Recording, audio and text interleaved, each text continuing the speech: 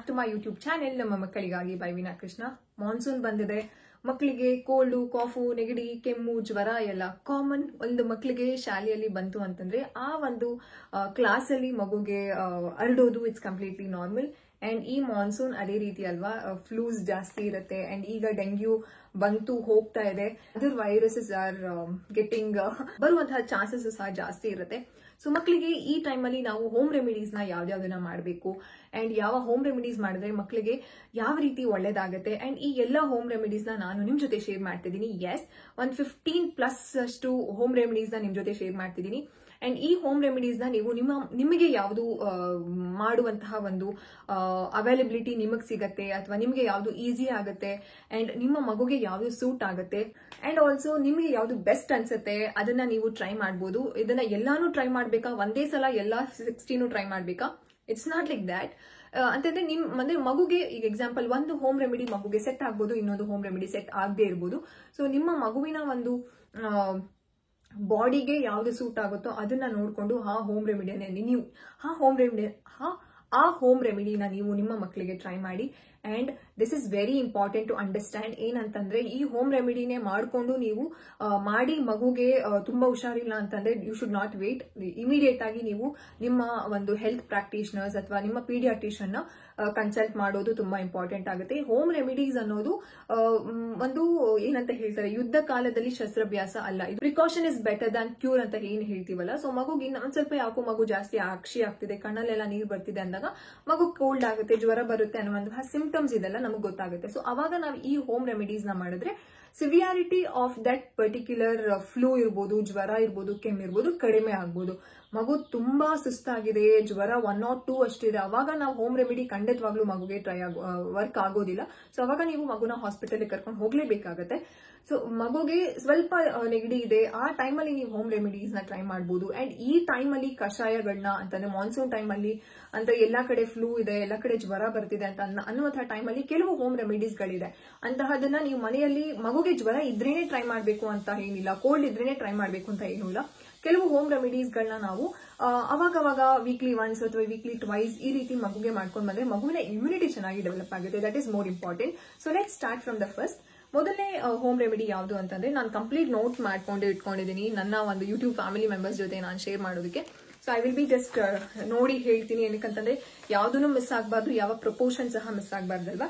So ಮೊದಲನೇದು ನೀವು ಮೊದಲನೇ ರೆಮಿಡಿ ಯಾವುದು ಅಂತಂದ್ರೆ, ನಾನು ಪ್ರತಿಯೊಂದು ಹೇಳ್ದಂಗೆ ಹೋಮ್ ರೆಮಿಡಿ 1 ಅಂತ ಹೇಳಿ ಇಂಗ್ರೀಡಿಯೆಂಟ್ಸ್ ಸಹ ಬರ್ದಿರ್ತೀನಿ. ಜಸ್ಟ್ ನಿಮ್ಗೆ ಎಕ್ಸ್ಪ್ಲೇನ್ ಮಾಡೋದಾದ್ರೆ ಮೊದಲಿಗೆ ನೀವು ತಗೊಳ್ಬೇಕಾಗಿರೋದು 1 ಟೇಬಲ್ ಸ್ಪೂನ್ ಹನಿ. ಅದಾದ್ಮೇಲೆ ನೆಕ್ಸ್ಟ್ ತಗೊಳ್ಬೇಕಾಗಿರೋದು ಶುಂಠಿಯ ರಸ. ಹೌದು, ಶುಂಠಿನ ಚೆನ್ನಾಗಿ ಜಜ್ಜಿ ಅದನ್ನ ನೀವು ಎಕ್ಸ್ಟ್ರಾಕ್ಟ್ ಮಾಡ್ಕೊಳ್ಬೇಕಾಗತ್ತೆ ರಸನ. ಅದಕ್ಕೆ ನೀವು ಒಂದ್ ಸ್ವಲ್ಪ ತುಳಸಿಯನ್ನ ಒಂದ್ ಸ್ವಲ್ಪ ಕ್ರಸ್ಟ್ ಮಾಡಿ ಹಾಕೊಳ್ಬಹುದು. ಸೊ ಇದನ್ನ ನೀವು ಏನ್ ಮಾಡ್ಬೇಕು ಅಂತಂದ್ರೆ ಎಂಟಿ ಸ್ಟಮಕ್ ಅಂತಂದ್ರೆ ಬೆಳಗ್ಗೆ ಎದ್ದಿದ ತಕ್ಷಣ ನೀವು ಮಗುಗೆ ಕುಡಿಸಬಹುದು. ಅಥವಾ ಇದನ್ನ ಎಲ್ಲಿವರೆಗೂ ಮಾಡಬಹುದು, 14 ವರ್ಷ 15 ವರ್ಷದವರೆಗೂ ಮಾಡಬಹುದು. ಅಂಡ್ ದೊಡ್ಡವರು ಸಹ ಮಾಡಬಹುದು. ಆದ್ರೆ ಇದಕ್ಕೆ ನೀವು ಕ್ವಾಂಟಿಟಿನ ಜಾಸ್ತಿ ಮಾಡ್ಕೊಡ್ಬೇಕಾಗತ್ತೆ. ನಾನು ಒಂದು ಮಗುಗೆ ಒಂದು 3 ವರ್ಷ ಮಗು, 4 ವರ್ಷದ ಮಗುಗೆ ನಾನು ಹೇಳ್ತಿರುವಂತಹ ಕ್ವಾಂಟಿಟಿ 1 ಸ್ಪೂನ್ ಹನಿ ಆಗುತ್ತೆ, ಒಂದ್ ಸ್ವಲ್ಪ ಶುಂಠಿ ರಸ, ಅದಕ್ಕೆ ಒಂದ್ ಸ್ವಲ್ಪ ಕ್ರಸ್ಟ್ ಮಾಡಿರುವಂತಹ ಒಂದು ತುಳಸಿ ಹಾಕಿ ಬೆಳಗ್ಗೆ ಎದ್ದಿದ ತಕ್ಷಣ ಮಗುಗೆ ಕುಡಿಸಬಹುದು. ಅದೇ ನೀವು ದೊಡ್ಡವರು ಮಾಡ್ತಿದ್ರ ಅಂತಂದ್ರೆ ನೀವು ಕ್ವಾಂಟಿಟಿನ ಹೆಚ್ಚಿಸ್ಕೊಳ್ಳಿ. ನಾನು ದೊಡ್ಡವ್ರಿಗೆ ಕ್ವಾಂಟಿಟಿ ಖಂಡಿತವಾಗ್ಲೂ ಈ ವಿಡಿಯೋದಲ್ಲಿ ಹೇಳಕ್ ಆಗೋದಿಲ್ಲ, ಅದಕ್ಕೋಸ್ಕರ ನೀವು ಕ್ವಾಂಟಿಟಿನ ಹೆಚ್ಚಿಸ್ಕೊಳ್ಬಹುದು. ಸೊ ಮೊದಲನೇ ರೆಮಿಡಿ 1 ಟೇಬಲ್ ಸ್ಪೂನ್ ಅಷ್ಟು ಹನಿ, 1 ಟೇಬಲ್ ಸ್ಪೂನ್ ಅಂದ್ರೆ ಒಂದ್ ಸ್ವಲ್ಪ ಶುಂಠಿ ರಸ ಮತ್ತು ಒಂದ್ ಸ್ವಲ್ಪ ಜಜ್ಜಿರುವಂತಹ ತುಳಸಿನ ತಗೊಂಡು ಅದನ್ನ ಬೆಳಗ್ಗೆನೆ ಮಗುಗೆ ಕುಡಿಸಬಹುದು. ನೆಕ್ಸ್ಟ್ ಹೋಮ್ ರೆಮಿಡಿ ಯಾವುದು ಅಂತಂದ್ರೆ ಸ್ವಲ್ಪ ತುಪ್ಪ ತಗೊಳ್ಳಿ. ಅದಕ್ಕೆ ನೀವು ತುರಿದಿರುವಂತಹ ಶುಂಠಿ ಅಥವಾ ನೀವು ಶುಂಠಿ ರಸ ಸಹ ಹಾಕೊಳ್ಬಹುದು, ಇದರಲ್ಲಿ ಆಪ್ಷನ್ ಇದೆ. ತುಪ್ಪಕ್ಕೆ, ಬಿಸಿ ಮಾಡಿರುವಂತಹ ತುಪ್ಪಕ್ಕೆ ಸ್ವಲ್ಪ ಶುಂಠಿ ರಸ ಅಥವಾ ಶುಂಠಿ ಗ್ರೇಟ್ ಮಾಡಿರೋದನ್ನು ಹಾಕೊಂಡು ಇದನ್ನ ಒಂದ್ ಸ್ವಲ್ಪ ಬಿಸಿ ಮಾಡ್ಬೇಕು. 1 ಸ್ಪೂನ್ ತುಪ್ಪಕ್ಕೆ ನೀವು ಒಂದ್ ಸ್ವಲ್ಪ ಶುಂಠಿ ರಸನ ಹಾಕಿ ಒಂದ್ ಸ್ವಲ್ಪ ಬಾಯ್ಲ್ ಮಾಡಿದ್ರೆ ಅಂತಂದ್ರೆ ಹೀಟ್ ಮಾಡಿದ್ರೆ ಅದು ಸ್ವಲ್ಪ ಬಿಸಿ ಆಗುತ್ತಲ್ಲ, ಅದನ್ನು ಸಹ ನೀವು ಮಗುಗೆ ಕೊಡಬಹುದು. ಮಕ್ಕಳಿಗೆ ಇದನ್ನ ಕೊಡಬಹುದು. ಇದನ್ನ ಬೆಳಗ್ಗೆ ಎದ್ದ ತಕ್ಷಣ ಕೊಡ್ಬೇಕು ಅಂತ ಏನೂ ಇಲ್ಲ, ಯಾವ ಟೈಮ್ ಅಲ್ಲಾರ ಕೊಡಬಹುದು, ಆಫ್ಟರ್ ಫುಡ್ ಸಹ ಕೊಡಬಹುದು. ಇದು ಯಾವುದೇ ರೀತಿ ತೊಂದರೆ ಇಲ್ಲ. ನೆಕ್ಸ್ಟ್ ಹೋಮ್ ರೆಮಿಡಿ ಯಾವುದು, ಹೋಮ್ ರೆಮಿಡಿ ಥರ್ಡ್ ಯಾವುದು ಅಂತಂದ್ರೆ ಇದನ್ನ ತುಳಸಿ ಕಷಾಯ ಅಂತ ಹೇಳ್ಬೋದು. ಮೊದಲಿಗೆ ನಾವು ಇದಕ್ಕೆ ಬೇಕಾಗಿರುವಂತಹ ಇಂಗ್ರೀಡಿಯೆಂಟ್ಸ್ ಏನೇನು ತಗೋಬೇಕು ಅಂತಂದ್ರೆ 10 ತುಳಸಿ ಎಲೆನ ತಗೊಂಡು ನೀವು 3 ಒಂದು ಮೆಣಸು ತಗೊಳ್ಳಿ, ಖಾರ ಮೆಣಸು ಬರುತ್ತಲ್ಲ, ಪೆಪ್ಪರ್ ಕಾರ್ನ್ಸ್, ಆ 3 ಮೆಣಸನ್ನ ತಗೊಂಡು 1/4 ಟೇಬಲ್ ಸ್ಪೂನ್ ಅಷ್ಟು ಜೀರಾ ತಗೊಳ್ಳಿ. ಅದಾದ್ಮೇಲೆ 2 ಕಪ್ ವಾಟರ್ ನ ತಗೊಂಡು ಅದಕ್ಕೆ ಇದಕ್ಕೆ ಸ್ವಲ್ಪ ನೀವು ಬೆಲ್ಲ ಹಾಕೊಳ್ಬಹುದು. ಏನಕ್ಕಂತಂದ್ರೆ ಶುಂಠಿ ಇರಬಹುದು, ಸಾರಿ ಯಾವುದು ಮೆಣಸು ಇರಬಹುದು ಅಥವಾ ತುಳಸಿ ಇರಬಹುದು, ಸ್ವಲ್ಪ ಖಾರ ಇರುತ್ತಲ್ವಾ, ಸ್ವಲ್ಪ ನೀವು ಬೆಲ್ಲ ಇದಕ್ಕೆ ಹಾಕೊಂಡು ಚೆನ್ನಾಗಿ ಕುದಿಸ್ಬೇಕು. ನೀವು 1 ಲೋಟ ಗ್ಲಾಸ್ ತಗೊಂಡಿರ್ತೀರಾ ಅಂತಂದ್ರೆ ಅದು ಹಾಫ್ ಬರೋವರೆಗೂ ನೀವು ಚೆನ್ನಾಗಿ ಬಾಯ್ಲ್ ಮಾಡ್ಬೇಕಾಗತ್ತೆ. I will repeat again. 10 ತುಳಸಿ ಎಲೆ, 3 ಮೆಣಸು, 1/4 ಸ್ಪೂನ್ ಅಷ್ಟು ನೀವು ಜೀರಾ ತಗೊಂಡು ಅದಕ್ಕೆ ಬೆಲ್ಲ ಮತ್ತು ನೀರನ್ನ ಹಾಕೊಂಡು ಚೆನ್ನಾಗಿ ಕುದಿಸಿ ಹಾಫ್ ಬಂದ ಮೇಲೆ ನಿಮ್ಮ ಮಗುಗೆ ಅಥವಾ ದೊಡ್ಡವರು ಇದನ್ನ ಕುಡಿಯೋದ್ರಿಂದ ಇದು ಹೋಮ್ ರೆಮಿಡಿ ಆಗಿ ವರ್ಕ್ ಆಗುತ್ತೆ. ಕಷಾಯ ಗೊತ್ತಿದೆ ನಮಗೆ, ಕೋವಿಡ್ ಟೈಮ್ ಅಲ್ಲಿ ಕಷಾಯಗಳು ಎಷ್ಟು ಹೆಲ್ಪ್ ಮಾಡಿದೆ ಅಂತ. ಸೊ ಇದನ್ನ ನಾವು ಮಾನ್ಸೂನ್ ಟೈಮ್ ಅಲ್ಲೂ ಸಹ ಇದನ್ನ ಅಂದ್ರೆ ಟ್ರೈ ಮಾಡಬಹುದು. ನೆಕ್ಸ್ಟ್ ಯಾವುದು ಅಂತಂದ್ರೆ ಅಜ್ವೈನ್ ಪೋಟ್ಲಿ. ಆಲ್ರೆಡಿ ನನ್ನ ಡೈಲಿ ವ್ಲಾಗ್ಸ್ ಅಲ್ಲಿ ನಿಮಗೆ ಅಜ್ವೈನ್ ಪೋಟ್ಲಿನ ತೋರಿಸಿದೆ. Again I am telling here. So ajwain ನ ನೀವು ಏನ್ ಮಾಡ್ಬೇಕು ಅಂತಂದ್ರೆ ಸ್ವಲ್ಪ ಚೆನ್ನಾಗಿ ರೋಸ್ಟ್ ಮಾಡ್ಬೇಕು, ಹೀಟ್ ಮಾಡ್ಬೇಕಾಗತ್ತೆ. ಅದಕ್ಕೆ ನೀವು ಬರೀ ಅಜ್ವೈನನ್ನು ಮಾಡಬಹುದು. ಅಂದ್ರೆ ಬರೀ ಅಜ್ವೈನ್ ನೀವು ರೋಸ್ಟ್ ಮಾಡಿ ಅದನ್ನ ಒಂದು ಮಸ್ಲಿನ್ ಕ್ಲಾತ್ ಗೆ ಹಾಕಿ ಚೆನ್ನಾಗಿ ಗಂಟು ಕಟ್ಟಿ ಮಗುವಿನ ಎದೆ, ಮಗುವಿನ ಬೆನ್ನಿಗೆಲ್ಲ ನೀವು ಶಾಖ ಕೊಡಬಹುದು. ಇದನ್ನು ಮಾಡಬಹುದು. ಅಂಡ್ ಮಗುವಿನ ತೊಟ್ಲು ಪಕ್ಕ, ಮಗು ಇನ್ನು ಚಿಕ್ಕದು, ಮಗುಗೆ ಬ್ರೀತ್ ಮಾಡೋದಕ್ಕೂ ಹೇಳ್ಬೋದು, ಈ ರೀತಿ ಮಾಡು ಅಂತ ಹೇಳ್ಕೊಡ್ಬಹುದು. ಮಗುಗೇನು ಅರ್ಥ ಆಗೋದಿಲ್ಲ, ಮಗು ಮಾಡಕ್ ಆಗಲ್ಲ ಅಂತಂದ್ರೆ ಮಗುವಿನ ಪಕ್ಕದಲ್ಲಿ, ಮಗು ಮಲ್ಕೊಳ್ಳುವಂತಹ ಜಾಗದಲ್ಲಿ ಇದನ್ನ ಪ್ಲೇಸ್ ಮಾಡಬಹುದು. ಅಂಡ್ ಇನ್ನೊಂದು, ಇದೇ ಅಜ್ವೈನ್ ಅಲ್ಲಿ ನೀವು ಹೀಟ್ ಮಾಡುವಾಗ 2 ಬೆಳ್ಳುಳ್ಳಿ ಹೆಸಳನ್ನ ಹಾಕಿ ಅದನ್ನು ಚೆನ್ನಾಗಿ ರೋಸ್ಟ್ ಮಾಡಿ ಅದನ್ನ ಮಸ್ಲಿನ್ ಕ್ಲಾತ್ ಹಾಕಿ ಅದನ್ನ ಪೋಟ್ಲಿ ಕಟ್ಟಿ ಮಗುವಿನ ಎದೆ ಮತ್ತು ಬೆನ್ನಿನ ಭಾಗಕ್ಕೆ ನೀವು ಶಾಖ ಕೊಡಬಹುದು. ಅದನ್ನು ಸಹ ಮಗು ಮಲ್ಕೊಳ್ಳುವಂತಹ ಜಾಗದಲ್ಲಿ ಇಡಬಹುದು. ಸೊ ಇದು ರೆಮಿಡಿ 4 and 5. ಅಜ್ವೈನ್, ಬರೀ ಅಜ್ವೈನ್ ಇಸ್ ರೆಮಿಡಿ 4. ಅಜ್ವೈನ್ ಜೊತೆ ಬೆಳ್ಳುಳ್ಳಿ ಹೆಸಳನ್ನ ಹಾಕೋದು ರೆಮಿಡಿ 5 ಆಗುತ್ತೆ. ಸೊ ರೆಮಿಡಿ 6 ಯಾವುದು ಅಂತಂದ್ರೆ, ನೀವು ಇಲ್ಲಿ ಏನ್ ಮಾಡ್ಬೇಕು ಅಂತಂದ್ರೆ ಸ್ವಲ್ಪ ಒಂದು ಮೆಣಸಿನ ಪುಡಿ, ಜಸ್ಟ್ ಬರೀ ಮೆಣಸಿನ ಪುಡಿನ ರೋಸ್ಟ್ ಮಾಡ್ಕೊಂಡು ಚೆನ್ನಾಗಿ ಸ್ವಲ್ಪ ಒಂದು ಪ್ಯಾನಿಗೆ ಹಾಕ್ಬಿಟ್ಟು ಸುಮ್ನೆ ಹಿಂಗ್ ಇದ್ ಮಾಡಿದ್ರೆ ಬಿಸಿ ಆಗುತ್ತಲ್ಲ, ಅದಕ್ಕೆ 1 ಸ್ಪೂನ್ ಅಷ್ಟು ಜೇನುತುಪ್ಪನ ಹಾಕಿ ನೀವು ಅದನ್ನ ಮಿಕ್ಸ್ ಮಾಡಿ ಮಗುಗೆ ಲೇಪಿಸ್ತಾ ಬನ್ನಿ ನಾಲಿಗೆಗೆ. ಇದರಿಂದನೂ ಸಹ ಕೋಲ್ಡ್ ಆಗಿದ್ರೆ ಅಥವಾ ಆಗುವಂತಹ ಸಂಭವಗಳಿದ್ರೆ ಅದು ಮಗುಗೆ ಕಡಿಮೆ ಆಗುತ್ತೆ. ಜಸ್ಟ್ ಸ್ವಲ್ಪ ಪಿಂಚ್ ಅಷ್ಟು ಮೆಣಸಿನ ಪೌಡರ್ನ ಸ್ವಲ್ಪ ಬಿಸಿ ಮಾಡಿ ಅದಕ್ಕೆ ಹನಿ ಹಾಕಿ ಮಗುಗೆ ಮಿಕ್ಸ್ ಮಾಡಿ ಮಗುಗೆ ಕೊಡಬಹುದು.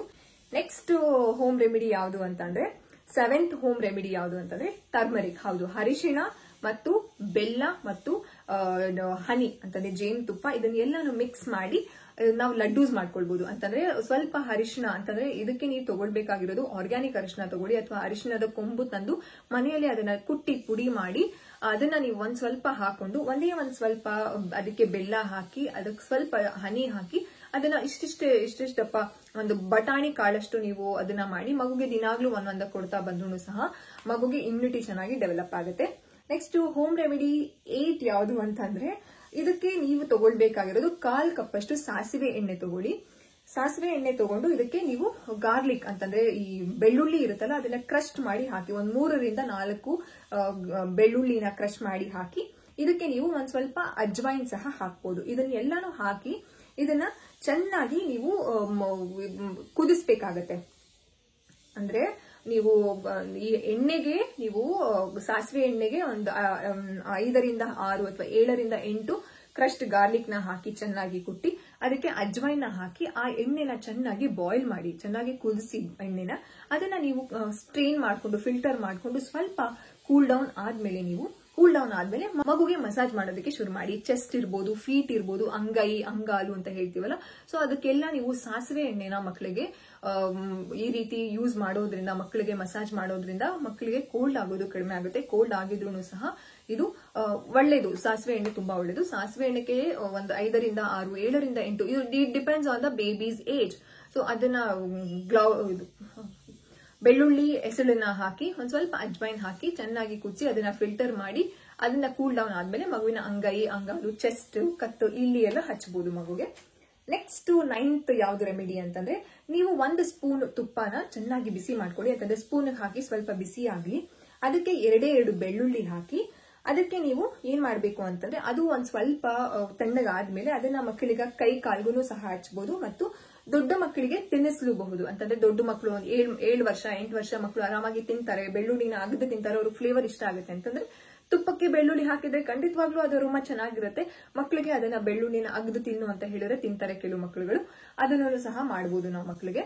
ಸೊ ಬೇಕಾಗಿರೋದು 1 ಸ್ಪೂನ್ ಗೀಗೆ ನೀವು ಹಾಕ್ಬೇಕಾಗಿರೋದು 2 ಹೆಸರು ಬೆಳ್ಳುಳ್ಳಿ ಹಾಕ್ಬಿಟ್ಟು ಚೆನ್ನಾಗಿ ಅದು ಒಂದ್ ಸ್ವಲ್ಪ ಚಿಟಪಟ ಅನ್ನತ್ತಲ್ಲ, ಸೊ ಅವಾಗ ನೀವು ಮಗುಗೆ ಅದನ್ನ ಕೊಡ್ಬೋದು.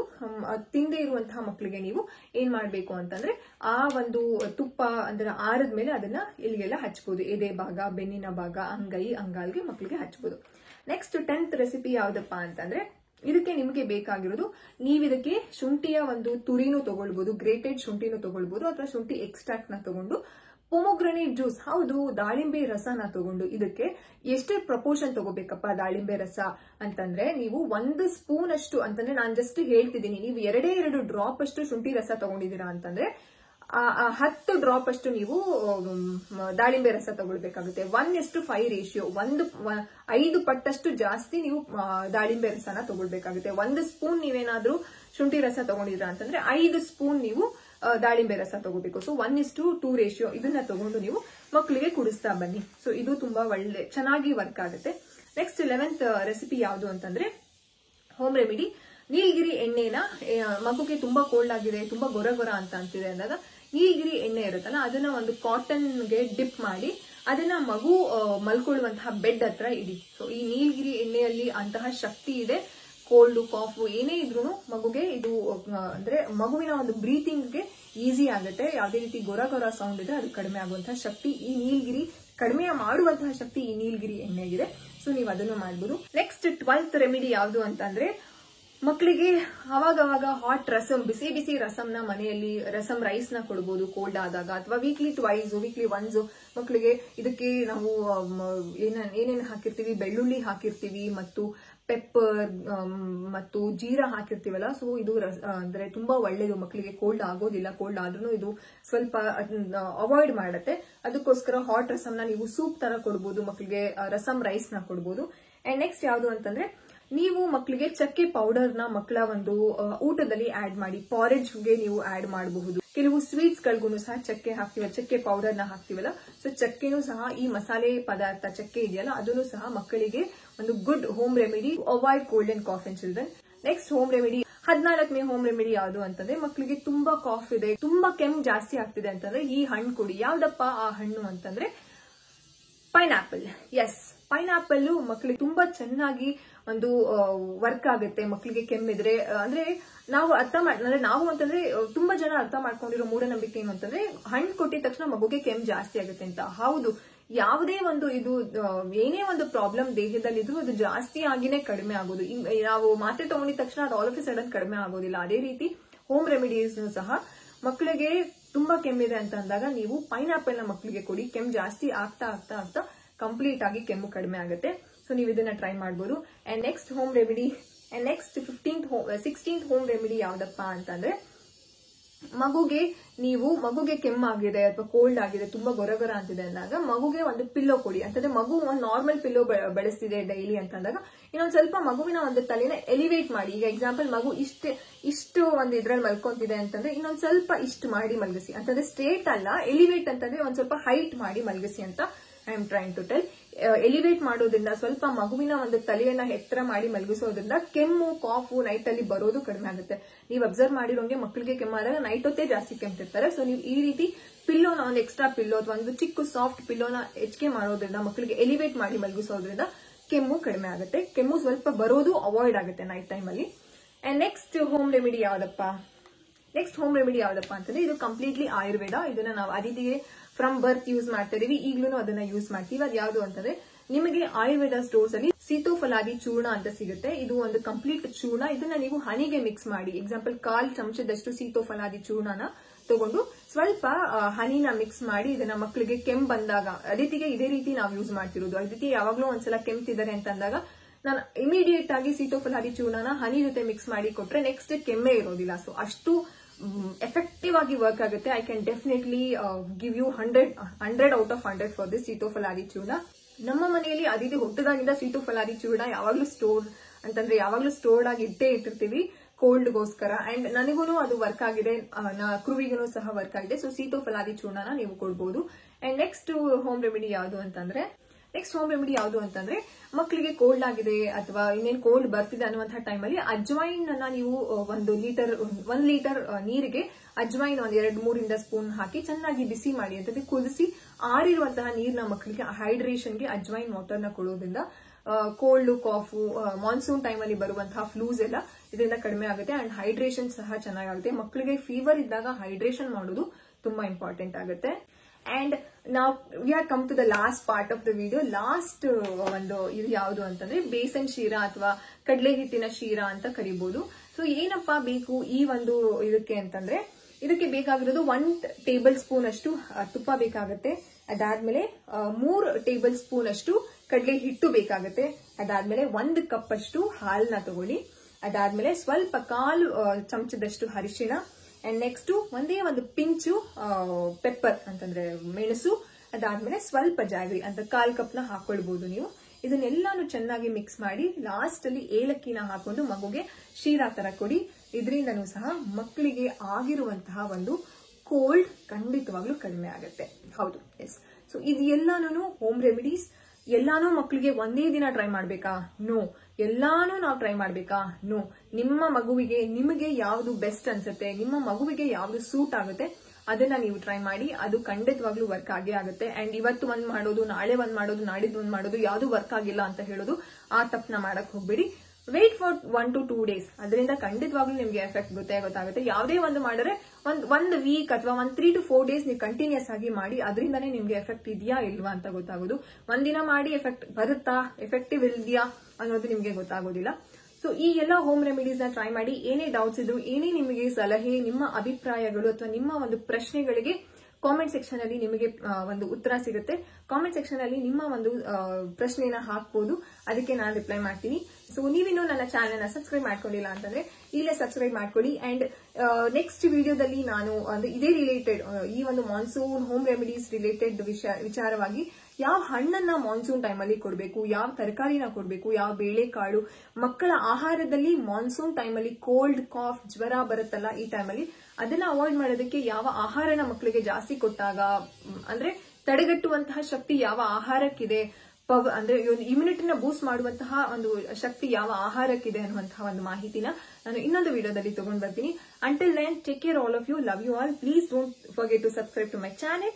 See you, tata, bye. Take care, all of you. Love you.